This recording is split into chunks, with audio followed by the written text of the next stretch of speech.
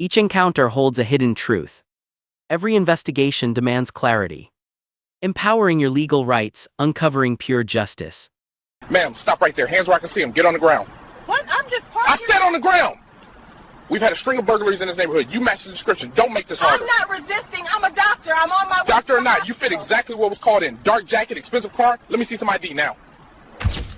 A white officer yelling at a middle-aged black doctor to get on the ground beside her own Mercedes. No weapon, no threat, just a woman in her medical scrubs, clutching her work badge while trying to explain she's late for her shift. But the officer kept repeating the same line. You fit the description. A line he'd used before, and a line investigators would later discover had nothing to do with any real suspect at all.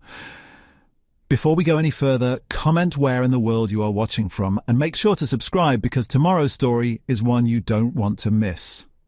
Officer Grant Halver had been patrolling the east side of Brookline Valley for years, long enough to believe he knew exactly who belonged in each neighborhood. He wasn't new to complaints. Residents had reported him in the past for aggressive stops and jumping to conclusions. But nothing had ever stuck. His reputation inside the department lived in that grey zone. A cop who acted first and justified later. And on this particular morning, he'd been driving slower than usual, scanning the streets like he was waiting for something or someone to trigger him. He spotted a charcoal grey Benz rolling through the main intersection. Nothing unusual at first. The car was clean, signals used properly. No speeding, no tinted windows, nothing even remotely worth a stop. But as Halver watched the driver raise her hand to adjust her glasses, something shifted in his expression, like he had suddenly decided a crime was taking place in broad daylight. He flicked on his lights before he had even formed a full sentence, muttering to himself, "Looks like we have our suspect." Inside the car was Dr. Alicia Warren, 52 years old, a board-certified internal medicine physician who had worked the last 4 years at Crescent Hill Medical Center. She had pulled an overnight shift just 2 days earlier and was back on rotation today. Her scrubs were still warm from the dryer. Her ID badge, Dr. Alicia Warren, Internal Medicine, hung from her lanyard as she drove toward the hospital with a coffee cooling in the console. She had made this exact drive for years without a second thought. Through the rearview mirror, she saw the flashing lights and felt her stomach tighten. Not from fear of guilt, but from the exhaustion of knowing exactly how quickly these moments could spiral. She signaled, slowed down, and pulled onto the shoulder. The engine clicked softly as she turned it off. She took a quiet breath and reminded herself she'd done nothing wrong. Before she could even unbuckle, Halver was already marching up, hand on his holster, voice sharp. "Step out of the vehicle, now!" Dr. Warren pushed her door open slowly. "Officer, is something wrong? I'm a doctor. I'm headed to work." He didn't let her finish. He stepped closer, jaw tight. "There's been a string of burglaries in this neighborhood. You fit the description. Step out and keep your hands where I can see them." Her brows tightened. "Burglaries? Officer, I'm literally in my uniform. My ID is right here." He cut her off again. "Ma'am, stop resisting instructions and get on the ground." People passing by slowed their cars. One rolled down a window, another pulled out a phone, and every time Halver noticed an onlooker, he raised his voice louder, as if volume could rewrite reality. "I said, get on the ground! You match the suspect description!" "What description?" she asked, voice steady but heart-pounding. A middle-aged woman in hospital scrubs, driving to her shift in a Mercedes. Her sarcasm only fueled him. His posture stiffened like he needed to win an argument he created himself. He stepped even closer, invading her space. "Ma'am, you don't talk back, you comply. That's how this goes." Dr. Warren lifted her badge between 2 fingers. "Officer, look, this is my name, my hospital photo. I don't have anything to do with any burglary. I'm just trying to get to—" "ID," he barked, snatching the words out of her mouth. "Give me your ID right now before this becomes resisting." She reached slowly into her scrub pocket for her wallet, hyper-aware of how any sudden movement might be twisted later. Her fingers trembled with a mixture of frustration and humiliation, emotions she'd learned to mask over years of professionalism. She handed him her driver's license. He didn't even glance at the hospital badge that touched it. As he inspected the ID, his expression barely changed. If anything, he looked annoyed that it wasn't proving him right. He nodded toward her Mercedes, circling it like he was hunting for an excuse. He tapped the windows, checked the plates, then returned to her with that same hollow accusation. "This doesn't clear you," he said, voice low but still heated. "We're investigating a suspect, and you're exactly who we're looking for." "Officer," she said, voice tight now, "I have saved people in this city for 25 years. I don't break into homes. I'm not a criminal. You are making a mistake." He leaned inches from her face. "The only mistake here," he said, "is thinking you get to decide if you're a suspect." The camera in his cruiser caught every word. "If you believe that standing up for what's right can change everything, share this story and let others know that justice can prevail." The officer's voice rose before Dr. Lena Harper could even form a full sentence. His shout ricocheted off the quiet houses lining Brookline Valley Drive, sharp enough to pull a few curtains aside in the nearby windows. "I said step back and keep your hands where I can see them," Officer Blake Rourke barked, positioning himself between her and the hood of her own car as if she were lunging for a weapon. She wasn't moving. She hadn't taken a single step since he stopped her, but he acted like danger lived in her shadow. Lena lifted her palm slightly, not in surrender, but in an attempt to defuse him. "Officer, please, I just told you—" "Don't talk over me," he snapped. The veins in his neck pulsed. His hand hovered over his holster, thumb poised too close to the strap. The body-worn camera on his chest blinked steadily, capturing every second, though he didn't seem to care. His irritation grew with each calm breath she took, as if her composure itself was defiance. A passing jogger slowed down, uncertain. Lena noticed the man hesitate, scanning the scene. A black woman in medical scrubs, a Mercedes idling behind her, and an officer yelling like he'd cornered an armed suspect. The jogger paused for 3 seconds too long, and Rourke snapped his head toward him. "Keep moving," he barked. The jogger flinched and ran without looking back. And just like that, the street belonged only to the two of them again. Rourke stepped closer, the rubber of his boots scraping against asphalt. "We've had break-ins all week," he said, jabbing a finger toward her chest. "Suspect's a black female, mid-30s to mid-40s, driving a dark vehicle. You fit the description perfectly, so stop resisting and cooperate." "I'm not resisting anything," Lena replied, her voice steady but her heart pounding a little harder now. "I'm a doctor on the morning shift. I have patients waiting for me. My ID is inside my bag on the passenger seat. You can look at it." That single sentence, soft, logical, harmless, triggered him like gasoline hitting a flame. "Oh no, you don't tell me how this is going to go," Rourke snarled. "You don't reach for anything. You don't move an inch unless I say so. You understand?" She didn't answer fast enough. "Do you understand?" he roared. Lena blinked against the intensity of his shouting. "Yes," she said, "but you're making a mistake." He smirked. "I'll decide that." For a brief moment, Lena wondered if this was really happening. If, in 2025, a woman wearing a hospital-issued badge, the word doctor embroidered above her pocket, could still be treated like this. But as Rourke began circling her car, shining his flashlight into the windows even though it was bright morning, she understood something deeper. This wasn't a misunderstanding. This wasn't caution. This was a man who wanted to dominate the moment. He returned to her with a suspicious glare. "What are you doing in this neighborhood anyway?" "Driving to the hospital," she replied, "like I do every morning." "Uh-huh," he said with a mocking chuckle. "Funny how these burglaries keep happening early in the morning, too." She stared at him, stunned. "You're accusing me of breaking into homes and on my way to treat patients." "I'm accusing you of acting real nervous," he shot back, "real suspicious." "I'm nervous," she said, "because you're screaming at me on the street for no reason." He didn't like that at all. Rourke got right in her space now. "Turn around," he ordered. "Hands behind your back. We're done talking." Lena's chest tightened. "You're arresting me? For what?" "For refusing lawful commands," he said, "and for matching the suspect description." "That's not a charge," she whispered. "It is today." His hand reached for his cuffs. But before he could latch them around her wrists, another voice cut through the tension. "Hey! What are you doing?" Both of them turned. A woman in a bathrobe stood on her porch across the street, phone in hand, camera recording.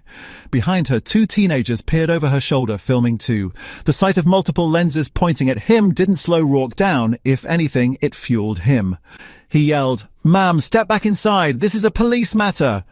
The woman didn't budge. "She's a doctor. I've seen her leave every morning at the same time for years. She's not breaking into anything." Rourke's jaw ticked, but he kept his grip on the cuffs. "Ma'am, Lena said quickly. Please keep recording. The woman nodded. Oh, I'm not stopping. Rourke inhaled sharply, nostrils flaring, anger simmering under his uniform. And yet for the first time since the stop began, he paused. Not because he wanted to, but because now his actions were no longer unfolding in the privacy of a quiet street. They were unfolding under watchful eyes. And all of them were seeing the same thing. Not a burglary suspect, but a respected physician being treated like a criminal. The tension between them thickened, twisting the air around them into something electric, unpredictable, and about to rupture. If you believe that speaking up in critical moments can protect the innocent, share this story and let others know that silence helps no one. For a long second, no one moved. The morning air hung heavy, thick with the kind of tension that warns you something irreversible is about to happen. Officer Rourke stood stiffly, jaw clenched, his fingers locked around the metal cuffs he still intended to snap onto Doctor. Lena Harper's wrists, but the neighborhood was no longer quiet. Eyes were on him now. Cameras were on him now, and the lie he'd been building his power on was beginning to crumble. Lena didn't step back. She didn't raise her voice or argue. She simply stood there in her navy blue medical scrubs, steady, dignified, controlled, while the officer in front of her grew increasingly erratic. You're interfering with an investigation, Rourke barked at the woman across the street, his voice cracking slightly. Put the phone down and return to your home immediately.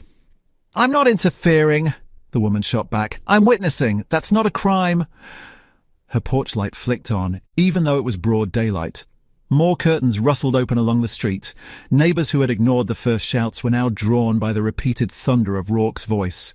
Phones were appearing like blinking fireflies. 1, then 2. Then 6, a small crowd forming an unscripted audience. Lena watched the officer's eyes dart from camera to the camera. Behind the bluster she saw something shift. Not guilt, not regret, just fear. Fear of the one thing a man like him hated most. Public exposure. Hands behind your back, he ordered again, but it came out uneven this time. No, Lena said, calm as a still lake. I will not be handcuffed for driving to work. Rourke stepped closer, almost chest to chest now, trying to tower over her. Ma'am, you're resisting. I'm standing, she replied. That isn't resistance. His hand jerked upward, but before he could grab her, another voice rang out, firm, controlled, practiced. Officer, step away from her. Lena turned. A second police cruiser had pulled up at the far end of the street. The man stepping out was older, maybe late 40s, wearing a sergeant's insignia. His boots hit the pavement in quiet, measured strides, nothing like Rourke's heavy stomping. Rourke spun around. Sergeant Hale, I have this handle. No, Hale said sharply, you don't. The crowd murmured. A few phones zoomed in closer. Hale approached Lena first, not Rourke. Ma'am, he said. Are you hurt? Did the officer lay hands on you? No, Lena answered, but he attempted to detain me for crimes I didn't commit. I showed no threat. I explained repeatedly that I'm a physician driving to work. Hale's eyes drifted over her scrubs, her embroidered name, her hospital badge clipped near her collar. Everything about her appearance screamed legitimacy, everything except the fear she was fighting to keep out of her voice. Officer Rourke. Hale turned slowly. Is there a reason you initiated this stop? Rourke straightened, trying to recover control. She fit the suspect description, he said. Black female, mid-30s, dark vehicle, burglary suspect. She was acting nervous. That's it? Hale asked. That's enough, Rourke snapped back. No, Hale said. It's not.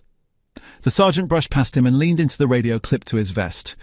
Dispatch, I need confirmation on the suspect description for this morning's burglary call. The radio crackled.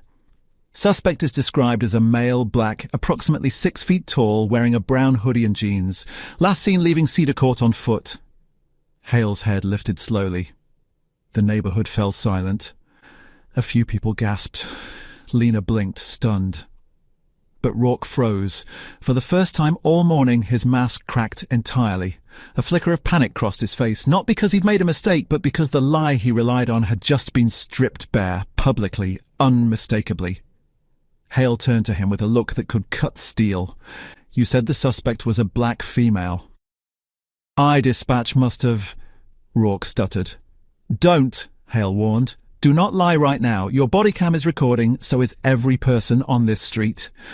Rourke's chest rose and fell with shallow breaths. His eyes darted again. The cuffs in his hand trembled. Lena watched the unravelling with a strange mix of relief and disbelief.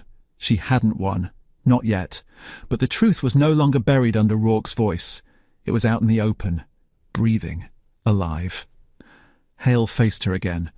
Ma'am, I'm going to ask you one more question. Did this officer threaten you, raise his weapon, or attempt to forcefully detain you without cause? Lena swallowed. Yes, she said. All of the above. A few people in the crowd murmured, good for her, and tell him.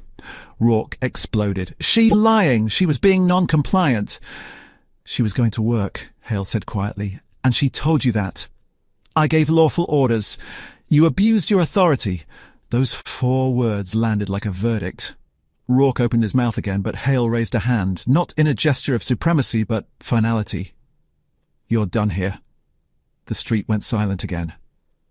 Lena knew this wasn't over, but for the first time since the stop began, she felt the balance shifting. The officer who treated her like a threat was finally being seen for what he truly was. And the world was watching. If you believe that accountability starts when people refuse to stay silent, share this story so others understand why moments like this matter.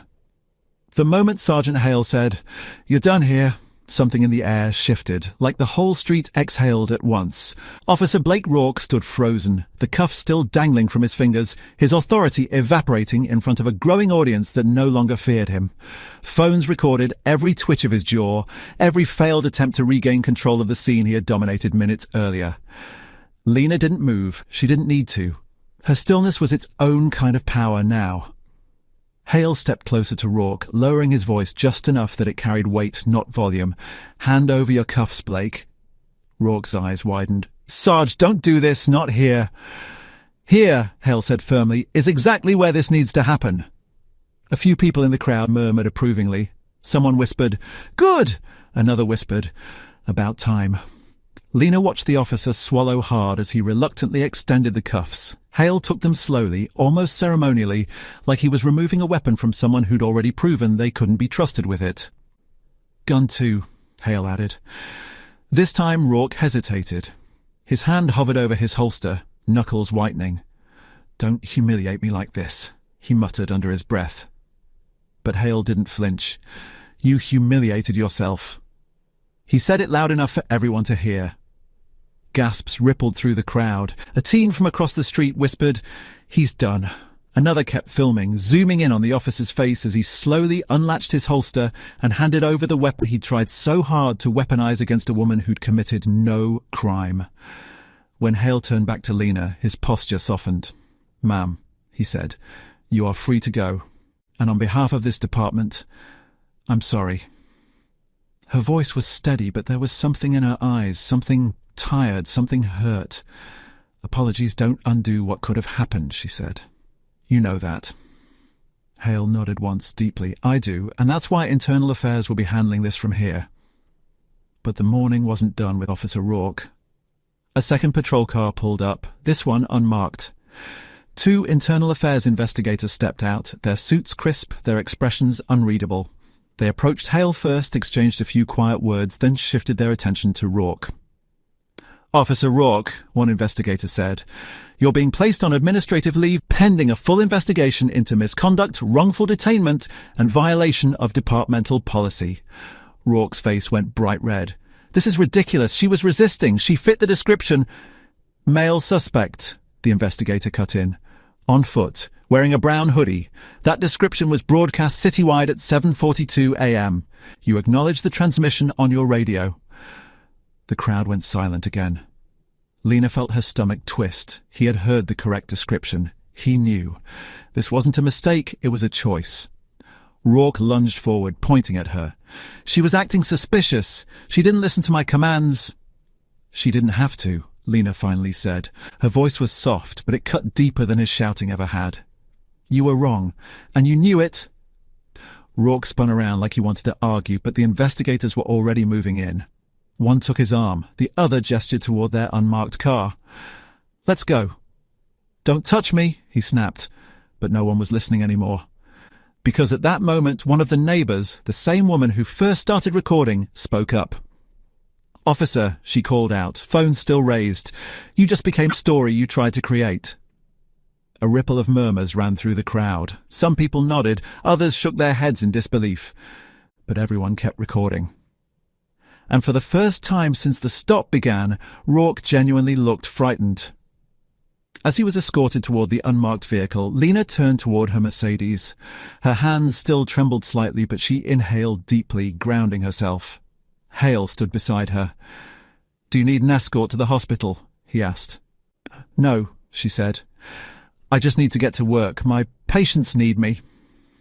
Hale nodded slowly. "And we need to do better." Lena didn't respond. She didn't have to.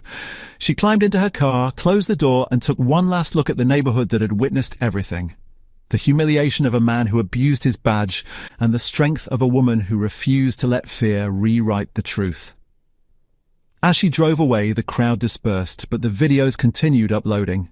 Within hours, they would circulate across social platforms, sparking outrage, policy review, and the beginning of a disciplinary process that would end Officer Blake Rourke's career permanently.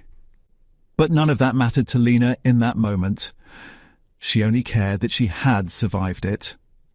If you believe that exposing abuse of power is the first step toward real accountability, share this story and let others see why standing up for the truth still matters.